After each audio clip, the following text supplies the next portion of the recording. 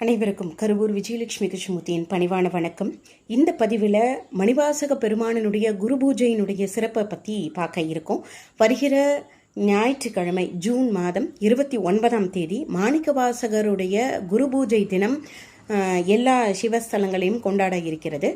மாணிக்கவாசக பெருமான் ஆணி மாதம் மக நட்சத்திரத்தன்னைக்கு இறைவனோட தன்னுடைய 32வது வயதில் சிதம்பரத்தில் தன்னை ஐக்கியப்படுத்தி கொண்டார்.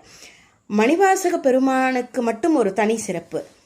எல்லாருமே திருமுறைகள் பாடினாலும் திருவாசகம் அப்படிங்கிற அந்த திருமுறை பார்த்தீங்க அப்படின்னா 8வது திருமுறையாக இருக்கிறது.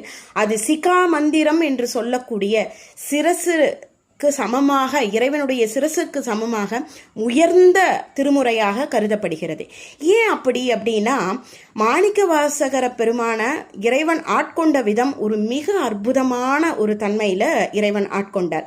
அதாவது மாணிக்கவாசக பெருமான் 63 சேர்க்கப்பட மாட்டார். ஏன் அப்படின்னா, சிவபெருமானே ஒரு அடியவராக வந்தார் அப்படின்னா அதுதான் மாணிக்கவாசகர். அதனால தான் அவர் 63 நாயன்மார்களில் சேர்க்கப்படவில்லை. நால்வர்களில் ஞானசம்பந்தரை பாலை கொடுத்து ஆட்கொண்டார் சிவபெருமான். அதே மாதிரி அப்பர் பெருமானை சூளையை கொடுத்து ஆட்கொண்டார். அதே மாதிரி சுந்தரர் பெருமானை பொன்னை கொடுத்து ஆட்கொண்டார்.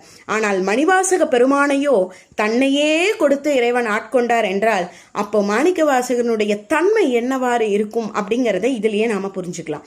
அதே மாதிரி இந்த உலகத்துல ஏனைய நூல்கள் இருக்கு அப்படின்னா நம்மளுடைய வாழ்வியல் முறையினுடைய நெறி அறிய வேண்டும், நம்மளுடைய ஆன்மா பக்குவப்பட வேண்டும், மனம் பக்குவப்பட வேண்டும், எப்படி ஒரு விஷயத்தை கையாள்வது என்பதை தெரிந்து கொள்ள வேண்டும் என்றால் இந்த மனிதன் படிக்க வேண்டிய 2 நூல்களை நான் சொல்வேன். ஒன்று மனிதனுக்கு எழுதிய திருக்குறள், அதே மாதிரி மனிதன் இறைவனுக்கு சொன்ன திருவாசகம் இரண்டாவதாக. அப்போ இந்த திருவாசகம் என்பது வெறும் பக்தி நூல் மாத்திரம் இல்லை. இந்த திருவாசகத்துல ஒரு மனிதன் தன்னுடைய செயல்களை எப்படி கையாள வேண்டும், ஆன்ம பக்குவம் எப்படி ஏற்படுவதற்கு என்ன செய்ய வேண்டும் என்ற அத்தனை விஷயங்களையும் மணிவாசக பெருமான் சொல்கிறார். ஒவ்வொரு சூழ்நிலையையும் எப்படி கையாள வேண்டும் என்பதை தன் திருவாசகம் மூலம் அவர் எடுத்துரைத்திருக்கிறார். திருவாசகத்தை படித்தவர்களுக்கு தெரியும் அது ஒரு வாழ்வியல் பாடமாக இருக்கிறது என்று தெரியும். அப்பேற்பட்ட சிறப்பு வாய்ந்த அந்த திருவாசகத்தை மணிவாசக பெருமானினுடைய குரு பூஜை அன்று நீங்க அந்த தினத்தில் சிவபுராணம் சொல்லலாம். அப்ப சிவபுராணத்துல அன்னைக்கு ஒரு நாள் அது முழுமையாக உளமாற சொல்லலாம். சிவபுராணம் எந்த வீட்டில் ஓதப்படுகிறதோ அந்த வீட்டில் சிவபெருமான் அந்த இடத்தில் இருப்பார் என்று அவரே சொல்கிறார். ஏன்னா இந்த நூல் மட்டும்தான் மனிதன் சொல்ல இறைவனே தன் கைப்பட எழுதிய நூல். தேவாரங்கள், ஏனைய தேவாரங்கள் பாட பெற்றாலும் சில தேவாரங்கள் தான் இந்த காலத்திற்கு தக்கவாறு கிடைத்தது. ஆனால் திருவாசகம் தான் முழுமையாக கிடைத்தது. ஏன்னா அது இறைவனே தன் கைப்பட எழுதியமையால் இது முழுமையாக ஆன்மாக்கள் அனைவருக்கும் செல்ல வேண்டும் என்பதற்கு இந்த திருவாசகம் கிடைத்தது. அப்பேற்பட்ட சிறப்பு வாய்ந்த ஒரு மகான் அப்படிங்கிறது தான் மணிவாசக பெருமான்.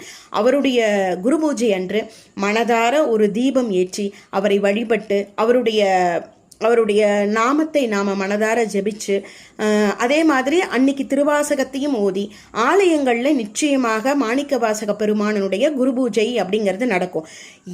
சிவபெருமான் எப்படி ரிஷபத்துல வருகிறாரோ அதே போலதான் மாணிக்கவாசக பெருமானும் ரிஷபத்தில் வரக்கூடியதாக இருப்பார். அவர் நாயகி பாவத்தில் இருப்பதால் சிவபெருமான் எப்படி விடையில் ஏறிக்கொண்டு இருக்கிறாரோ அது மாதிரி அவருடைய குரு பூஜை என்ற மணிவாசக பெருமானும் ரிஷபத்தில் வருகிறார்.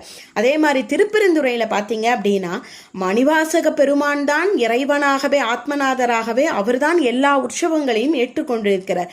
அப்பேற்பட்ட சிறப்பு வாய்ந்த ஒரு மகான், உன்னதமான ஒரு மகான், இன்றும் நம்மளை வழி நடத்தக்கூடிய ஒரு மகான். திருவாசகத்தை ஓதினால் நமக்கு ஒரு வரிகளும் நம்மை ஊனையும் உருக்கும் உயிரையும் உருக்கும் என்று சொல்வார்கள். அதே போல திருவாசகம் என்பது தேனுக்கு நிகரானது. ஆனா இறைவன் திருவாசகத்தை பாடியும் மணிவாசக பெருமானனுடைய பாடலுக்கு உருகி பாவை பாடிய வாயால் கோவையும் பாடு என்று நடராஜ பெருமானை கேட்கிறார். அப்பேற்பட்ட அந்த அளவிற்கு பெருமானே மயங்கி எனக்கு இன்னும் உன்னுடைய பாடல் வேண்டும் என்று கேட்டார் என்றால் அது மணிவாசக பெருமானாக மட்டுமே இருக்க முடியும். மணிவாசக பெருமானுக்குத்தான் சிவபெருமான் நயன தீட்சை, ஸ்பரிச தீட்சை, திருவடி தீட்சை என்று 3 வகையான தீட்சைகளையும் கொடுத்திருக்கிறார். மணிவாசக பெருமானை இறைவன் ஆட்கொண்ட விதம் வேற யாருக்கு அப்படி ஆட்கொண்டார் அப்படின்னு சொல்ல முடியாது. தி ஹையஸ்ட் அப்படின்னு சொல்லுவோம் இல்லையா, அந்த மாதிரி மணிவாசக பெருமானை இறைவன் ஆட்கொண்டார். அப்பேற்பட்ட ஒரு சிறப்பு வாய்ந்த ஒரு மகானனுடைய குரு பூஜை அப்படிங்கிறது இருக்கு. இந்த குரு பூஜை வழிபடுவதால நமக்கு என்ன அப்படி பயன் அப்படின்னு கேட்கலாம். இந்த குரு பூஜையை வழிபடும் போது நம்மளுடைய ஆன்ம பலம் அதிகரிக்கும். அதே மாதிரி நமக்கு என்னென்ன இடர்கள் இருக்கிறதோ அந்த இடர்களை எல்லாம் களைய வல்லதாக இருக்கும். நம்மளுடைய பிறவி பிணியை தீர்க்க வல்லதாக இருக்கும். நம்மளுடைய பொருளாதாரத்தினுடைய வகையிலும் நமக்கு முன்னேறி செல்வதற்கான வழிகளும் அது வழிவகுத்து கொடுக்கும். ஆக இக வாழ்விலும் சரி பர வாழ்விலும் சரி நமக்கு என்ன தேவையோ நமக்கு தேவையானதை வழங்க வல்லதாக. ஏன்னா திருவாசகத்துல பெருமானை மணிவாசகபுரம் பல்வேறு இடங்களில் என்னுடைய வைப்பு நிதி என்று சொல்லுவார். அப்போ டெபாசிட் இருந்தா தானே நம்ம வாழ்க்கையில நம்ம எல்லாமே சரியாக நம்மளால ஒரு தைரியமாக நம்ம இருக்க முடியும் இல்லையா. அப்ப இறைவனை அவர் வைப்பு நிதியாக இருக்கிறார் அப்படின்னு மணிவாசக பெருமான் சொல்கிறார். அதே மாதிரி தானே தன்னை ஆட்கொண்ட வள்ளல் அப்படின்னு பெருமானை சொல்கிறார். அந்த அளவுக்கு சிறப்பு வாய்ந்து அவரும் சொல்கிறார். அப்போ இந்த திருவாசகத்தை ஓதுவதால் பல நன்மைகள், அருட்செல்வமும் பொருட்செல்வமும் மன நிம்மதியும் ஆன்ம பலமும் கிடைக்கும் என்பதில் சந்தேகமில்லை. ஆக அந்த மணிவாசக பெருமானினுடைய அற்புதமான குரு பூஜை ஆணி மாதம் மக நட்சத்திரத்தன்று நீங்கள் வழிபாடு செய்து மணிவாசகனுடைய குருவருளையும் சிவபெருமானுடைய திருவருளையும் பெற்று உய்யும்படி அன்போடு கேட்டுக்கொண்டு இந்த பதிவினை நிறைவு செய்கின்றேன். மீண்டும் அடுத்த பயனுள்ள பதிவில் உங்களை சந்திக்கின்றேன். மாணிக்க வாசகர் மலரடிகள் போற்றி போற்றி. திருச்சிற்றம்பலம் உடையான் மலரடிகள் போற்றி போற்றி. நன்றி. வாழ்க வளமுடன்.